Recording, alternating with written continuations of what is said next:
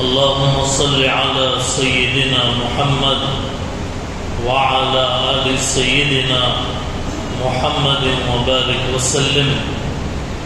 اللهم صل على سيدنا محمد وعلى آل سيدنا محمد وبارك وسلم. اللهم صل على سيدنا محمد وعلى آل سيدنا محمد وبارك وسلم.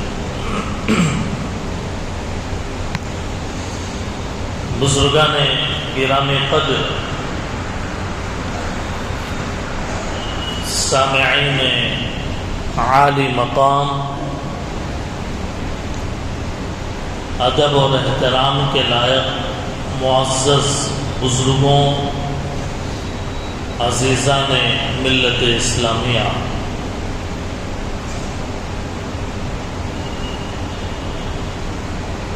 ایک سلسلہ ہے نماز کا اور ایک لمبا سلسلہ ہے. عنوان اس کا ہے ہم نماز سنت کے مطابق کیسے پڑھیں. ہر جمعہ پابندی سے جو حضرات بیان میں شرکت کرتے ہیں وہ اچھی طرح سے واقف ہیں کہ ترتیب وار اسٹیپ بائی اسٹیپ مختلف نماز کے تعلق سے فرائض، واجبات، سنن، مستحبات وغیرہ سب کو بیان کیا گیا. فرض عین نماز بیان کرنے کے بعد فرض کفایہ اس کا بیان شروع ہوا. فرض عین میں 5 نمازیں ہیں، فجر کی، ظہر، عصر، مغرب، عشاء کی نمازیں. فرض کفایہ میں جنازے کی نماز ہے. جنازے کی نماز بھی مسلمانوں پر فرض ہے، لیکن کفایہ کے درجے میں. چند لوگ اگر پڑھ لیں گے تو ساری آبادی سے وہ فرضیت ادا ہو جائے گی. چند لوگوں کا پڑھنا کفایت کر جائے گا سب کی طرف سے. یہ مطلب ہے فرض کفایہ کا. جنازے کے معاملات بھی بڑے تفصیلی ہیں. 2 جمعے تقریباً اس سے پہلے بھی جنازے کے عنوان پر کچھ ابتدائی باتیں ہوئی.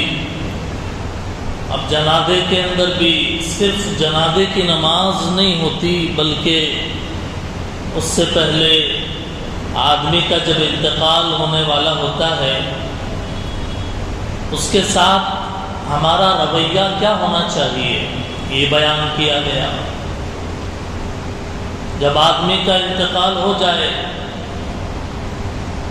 یا انتقال ہونے کے وقت سانس کے نکلنے میں تکلیف ہو، جس کو سکرات کی سختی کہا جاتا ہے، سکرات کی حالت کی سختی، اس سختی سے بچنے کے لیے ایک ذکر بتایا گیا کہ مرنے والے کے قریب سورہ یاسین کی تلاوت کرنے سے مرنے والے کی جو روح ہے اس کی تکلیف میں کمی آئے گی. اور جب انتقال ہو جاتا ہے آنکھیں کھلی رہ جاتی ہیں تو بتایا گیا کہ آنکھیں بند کر دینی چاہیے. سر سے توڑی کے نیچے تک ایک کپڑا باندھنا چاہیے. پیٹ کے اوپر کوئی وزنی چیز رکھنی چاہیے. تاکہ پیٹ ہوا کی وجہ سے نہ پھولے۔ دونوں پیروں کو قریب کر دینا چاہیے، اور پھر جس ٹیبل پر یا جس چارپائی پر میت کو رکھا جائے اس کو عود کی یا کسی خوشبو کی دھونی دینی چاہیے طاق عدد میں، کیونکہ انسان جب مر جاتا ہے تو آہستہ آہستہ اس کے بدن میں تبدیلی شروع ہو جاتی ہے، اور زیادہ اگر میت کو انتظار کرایا جائے گا تو میت کا جو جسم ہے وہ خراب ہونے لگتا ہے۔ اس لیے کہا جاتا ہے کہ خوشبو کا انتظام کرو۔ یہ سب باتیں اس لیے بیان کی جا رہی ہے تاکہ ہم لوگ سمجھیں اس کو اور اس پر عمل کرنے کی کوشش کریں، کیونکہ کوئی بھی بات یا کوئی بھی کام ہمارے انفرادی یا اجتماعی زندگی کا اچھے اور برے حالات میں شریعت کی رہنمائی موجود ہے، شریعت کی رہنمائی موجود ہے۔ کس وقت کیا کرنا ہے اور کیا نہیں کرنا ہے یہ سب کتابوں میں ہے، قرآن اور حدیث کی کتابوں کے اندر موجود ہے۔ اب قرآن اور حدیث عربی زبان میں ہے، ہر ایک عربی زبان کی کتابیں پڑھ تو نہیں سکتا، لہذا ہم کوشش کرتے ہیں کہ امت کی صحیح رہنمائی کے لیے قرآن اور حدیث اور فقہ کی کتابوں کا مطالعہ کر کے اس کی اسٹڈی کر کے آپ حضرات کے سامنے وہ شریعت کی باتیں رکھیں تاکہ سب کو فائدہ ہو اور سب کے لیے جاننا آسان ہو جائے کہ کیا چیز صحیح ہے اور کیا صحیح نہیں ہے۔ لہذا بتایا گیا کہ نہلانے کا طریقہ کیا ہونا چاہیے، اور اس کے اندر بیری کے پتوں کا استعمال جو صفائی کے لیے کیا جاتا ہے۔ بیری کے پتوں میں اس کے مادے میں صفائی کا مادہ ہے، اسی لیے اس کے ذریعے سے پانی کو اٹھایا جاتا ہے، کیونکہ وہ صفائی کے کوالٹیز نکل کر پانی کے اندر آ جائے۔ پہلے زمانے میں اتنی ترقی نہیں تھی کہ بھئی صابن اور طرح طرح کے ہینڈ واش اور فیس واش اور وہ واش یہ واش، پہلے زمانے میں کہاں تھا یہ سب؟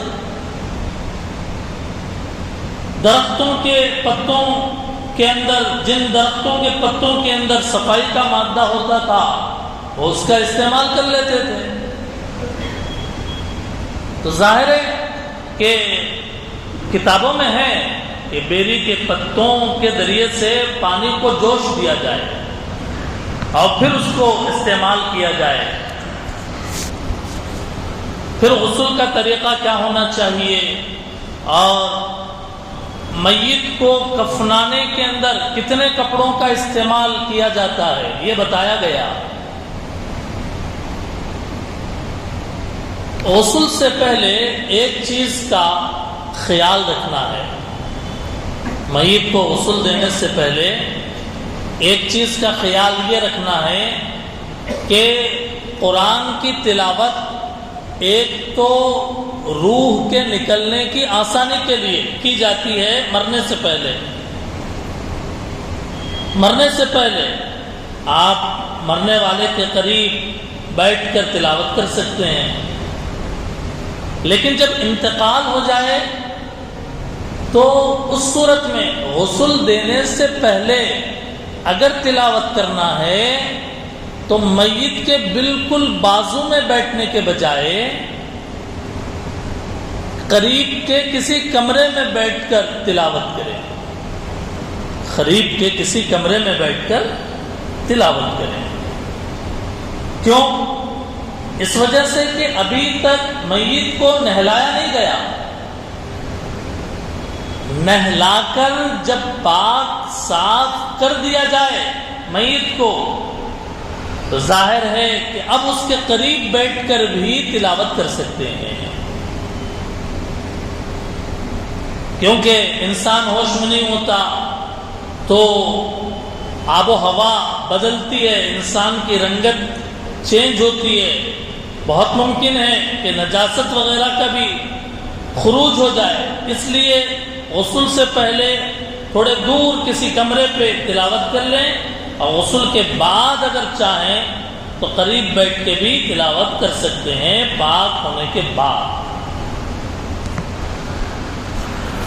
ایسے ہی میت کا، انسان کا انتقال ہو گیا، غسل دیا جا رہا، اس کے ناخن بڑے ہیں یا بال بڑے ہیں، تو ظاہر ہے کہ حکم یہ ہے کہ میت کے بال اور ناخن نہیں کاٹے جائیں گے، حکم یہ ہے میت کے بال نہیں کاٹے جائیں گے، اس کے ناخن بھی نہیں نکالے جائیں گے، اس کے ناخن بھی نہیں کاٹے جائیں گے۔ جس حالت میں انتقال ہوا اسی حالت میں پاک اور صاف کر کے اس کو کفنایا جائے گا، یہ حکم ہے۔ اسی طریقے سے حضرت عائشہ رضی اللہ تعالیٰ عنہ ایک میت کے جنازے میں شرکت کر رہی تھی، آپ نے دیکھا کہ لوگوں نے میت کو نہلایا اور اس کے بالوں میں کنگھی کر رہے ہیں، بال کنگھی کر رہے ہیں بالوں میں۔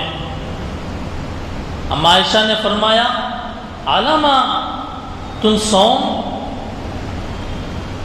کہ تم کنگھی کر کے اس کی پیشانی کو کیوں سنوار رہے ہو، کیا ضرورت ہے اس کی؟ حضرت عائشہ رضی اللہ تعالیٰ عنہ کے اس فرمانے سے فقہا نے، علماء نے یہ مسئلہ نکالا کہ میت کو کنگھی بھی نہ کی جائے،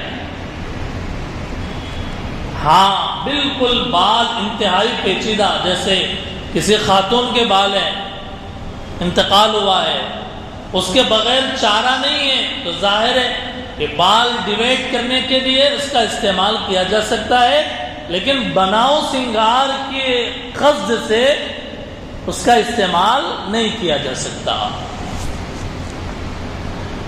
یہ ایک بات۔ دوسری بات یہ ہے کہ کفن کا جو کپڑا ہے، حدیث کے اندر کفن کے کپڑے کے تعلق سے جو اللہ کے نبی نے فرمایا، ترمذی شریف کی روایت ہے، ترمذی شریف میں اللہ کے نبی فرماتے ہیں کہ سفید کپڑے پہنو، یعنی زندگی میں بھی سفید کپڑے پہنو، کیونکہ سفیدی اللہ کو اور اللہ کے نبی کو پسند ہے، وائٹ پسندیدہ کلر ہے اسلام میں،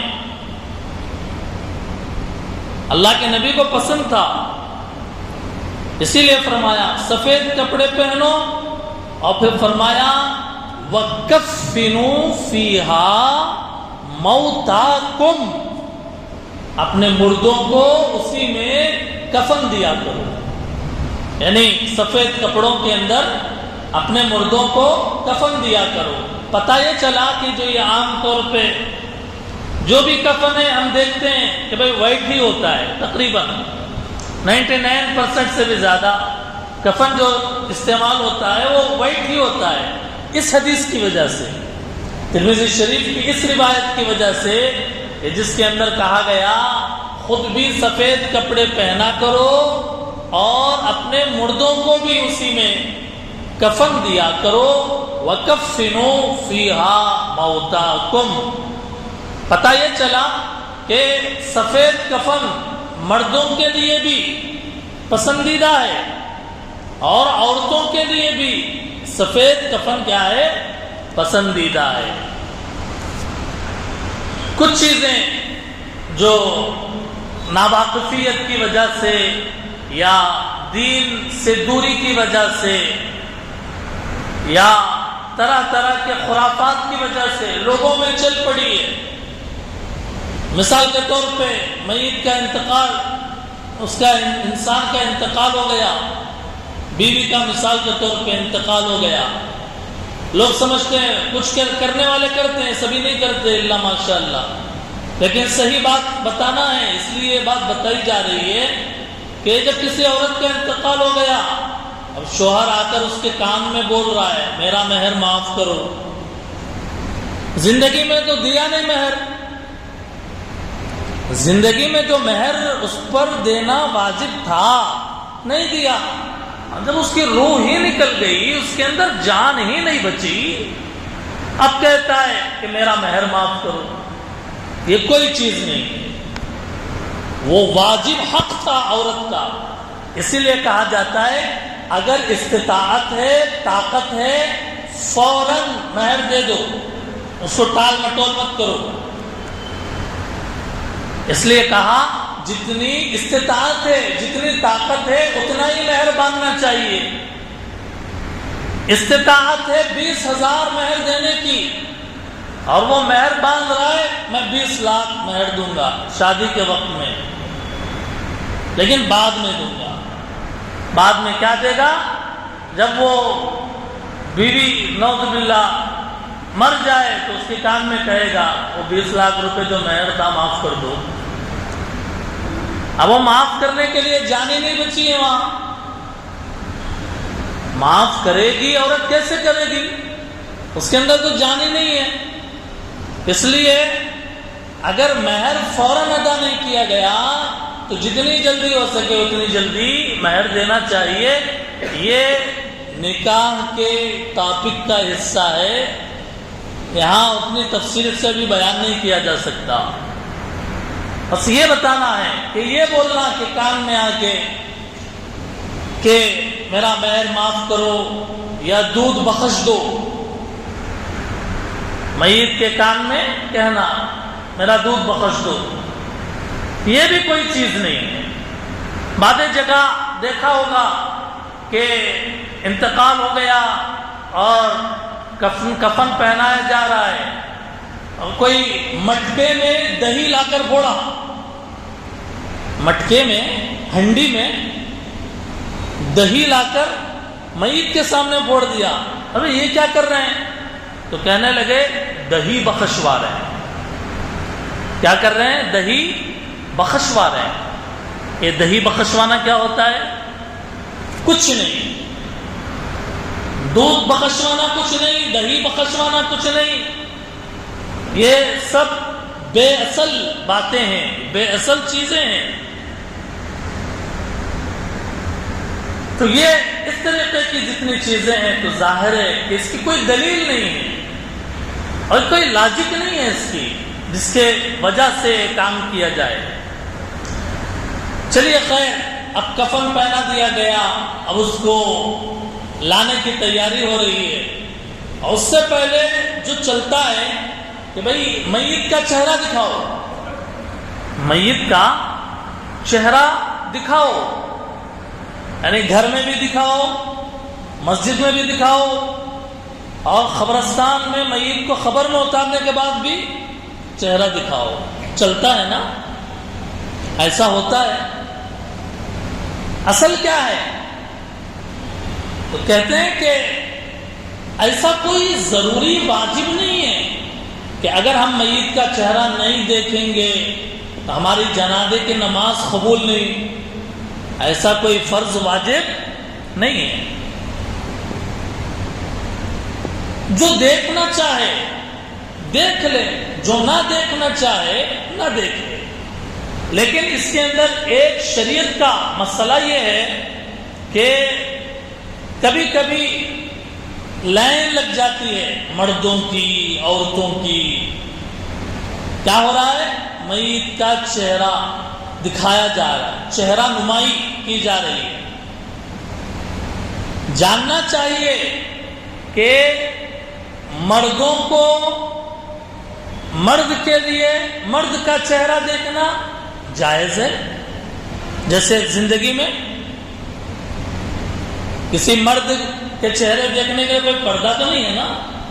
ایک عورت کے لیے دوسرے عورت کا چہرہ دیکھنا جائز ہے، جیسے زندگی میں. مرنے کے بعد بھی مرد کے لیے دوسرے مرد کا چہرہ دیکھنا جو انتقال ہو گیا جائز ہے. عورت کے لیے عورت کا چہرہ دیکھنا جائز ہے. لیکن مسئلہ وہاں خراب ہوتا ہے کہ مر گئی کوئی عورت اور لین سے جانے والوں میں نوجوان بھی ہیں.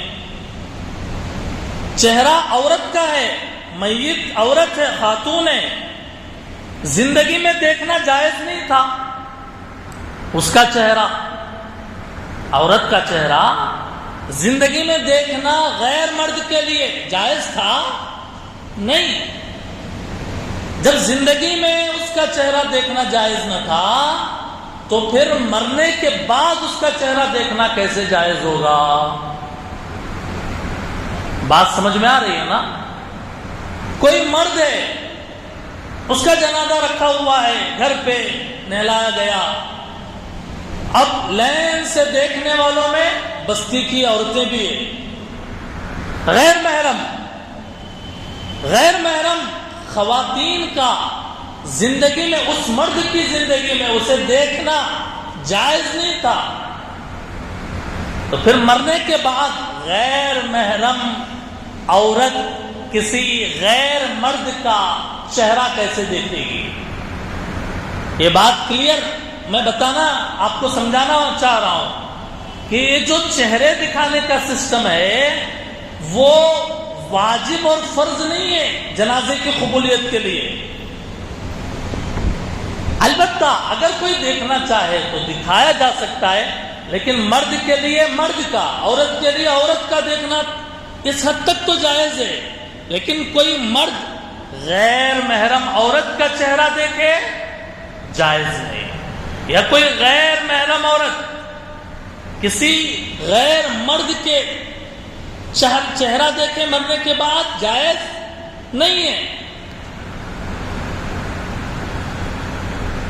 محرم ہے دیکھ سکتے ہیں، جیسے بھائی ہے، بہن کا انتقال ہو گیا، محرم ہے نا اس کا. غیر محرم غیر مرد تو نہیں ہے وہ. بیٹا ہے، ماں کا انتقال ہوا. اس طریقے سے جن کا زندگی میں دیکھنا جائز تھا چہرہ، تو ایک گھر کے اندر رہتے تھے اور ملتے تھے جلتے تھے، ظاہر ہے مرنے کے بعد بھی ان کا چہرہ دیکھ.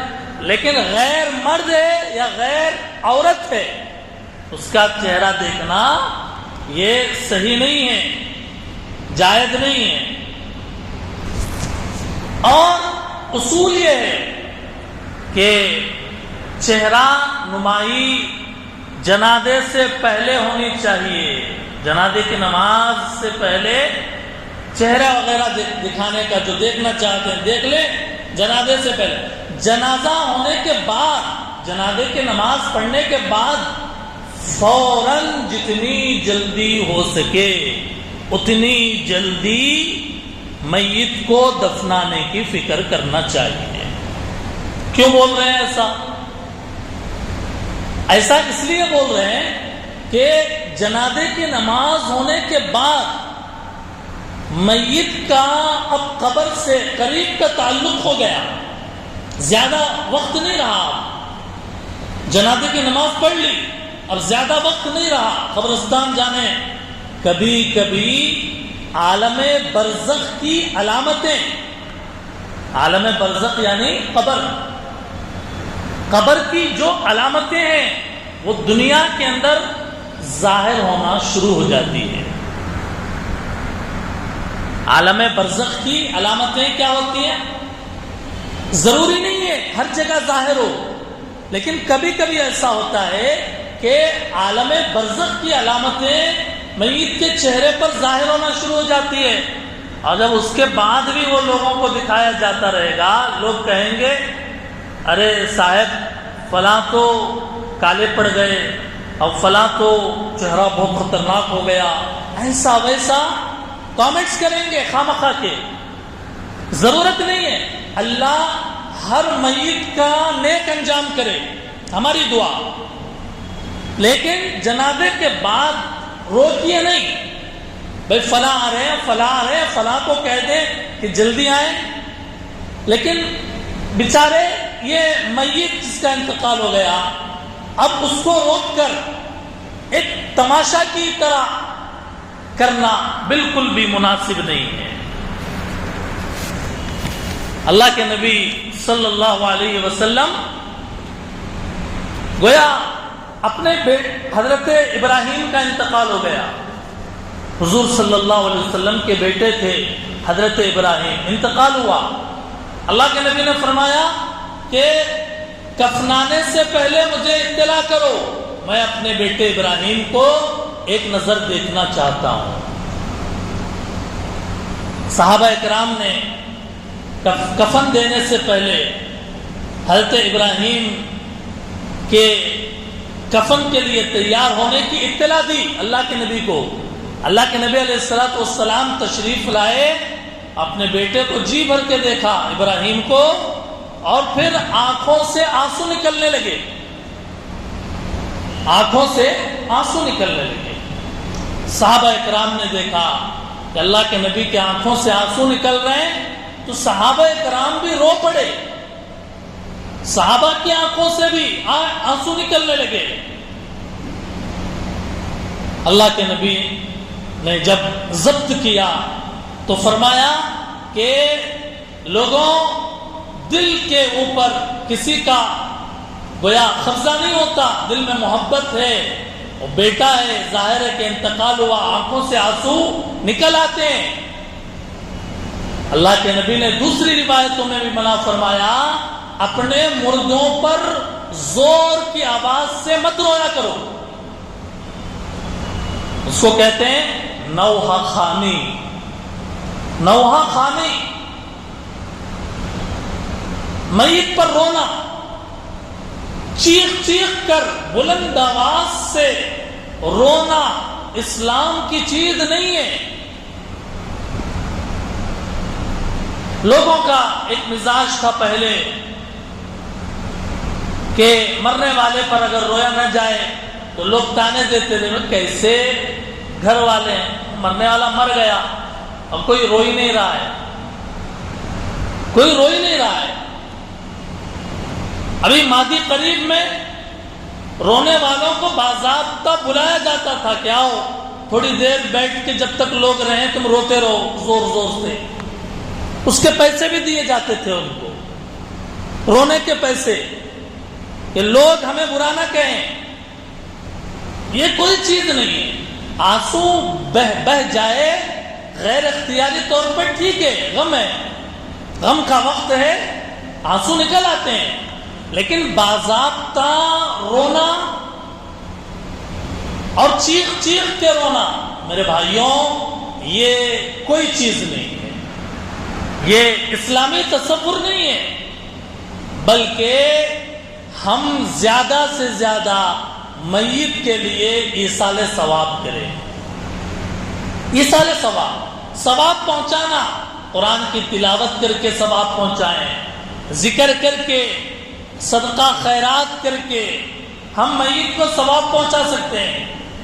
لیکن یہ نہیں کہ ماتم کیا جائے، رویا جائے اور واویلا کیا جائے. بھائی آ رہا ہے اس کو پکڑ کے تھوڑی دیر رو رہے ہیں، اس کے بعد کوئی بہن آ گئی اس کو پکڑ کے، باری باری لوگ آ رہے ہیں اور باری باری چیخ کر رویا جا رہا ہے.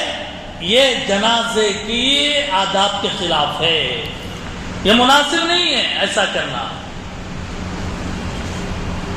چنانچہ اب جب کفن دے دیا جائے، بتایا گیا مرد کے لیے سنت کفن 3 کپڑے ہیں، لفافہ، ازار، قمیص.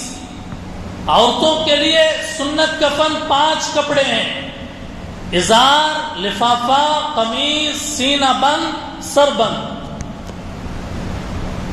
اور کفن دے دیا جائے اور مسجد کو جب جنازہ تیار ہو جائے تو پھر اس کو کسی کے لیے ہرگز دیر نہیں کرنا چاہیے. ہرگز اس کے لیے کفن دینے کے بعد تو فوراً جنازے کی نماز پڑھ لینی چاہیے. 2-3 گھنٹے ہے, جنازہ تیار ہے, ابھی 2-3 گھنٹے ہے کسی نماز کے لیے. نماز کا انتظار مت کیجیے.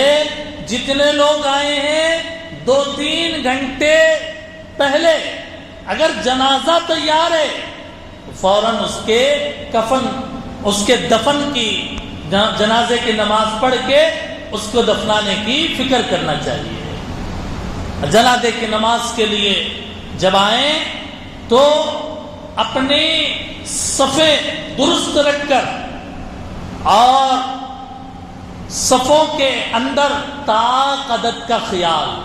تاقدت کس کو کہتے ہیں؟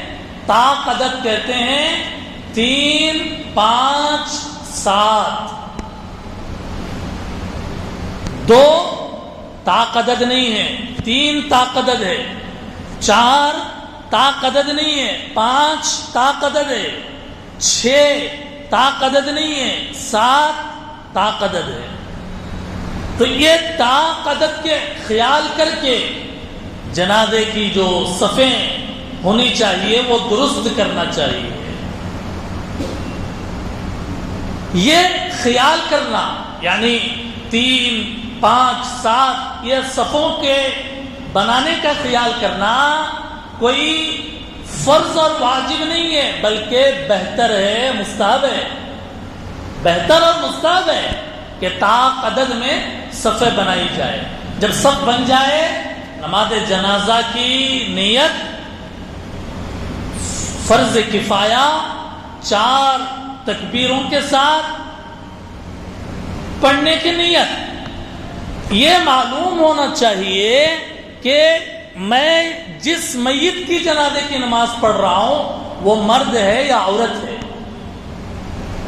وہ کس کی سڑن سے آ گئے پتہ ہی نہیں ہے, جنازے کی نماز ہو رہی ہے. اب خاتون کا جنازہ ہے یا مرد کا نہیں معلوم, نیت کیسے کریں گے؟ اور نیت کر کے پھر جب دعا پڑھیں گے جنازے کی نماز میں کون سی دعا پڑھیں گے تو ظاہر ہے نہیں معلوم. اسی لیے امام کی ذمہ داری ہے کہ میت کے بارے میں وضاحت کر دیں کہ یہ میت مرد کی ہے یا عورت کی ہے, بچے کی ہے یا بچی کی ہے, یہ وضاحت کریں تاکہ پیچھے جو نماز پڑھنے والے ہیں وہ اسی لحاظ سے نیت کر سکیں. تفصیلات مزید باقی ہیں جنازے کے نماز کے تعلق سے, مزید انشاءاللہ بیان کی جائیں گی. دعا فرمائیں اللہ تعالی ہم سب کی عمروں میں برکت عطا فرمائے. اللہ تعالی لمبی حیات, صحت اور عافیت کے ساتھ نصیب فرمائے. موت مقدر ہے, موت سے کسی کو چھٹکارا نہیں ہے, سب کو اس دنیا کو چھوڑ کر جانا ہے. اللہ اچھی زندگی اور بہترین سجدے والی موت ہمیں نصیب فرمائے, کلمے والی موت ہمیں نصیب فرمائے. ہوئے نامور بے نشاں کیسے کیسے, ہوئے نامور بے نشاں کیسے کیسے, زمین کھا گئی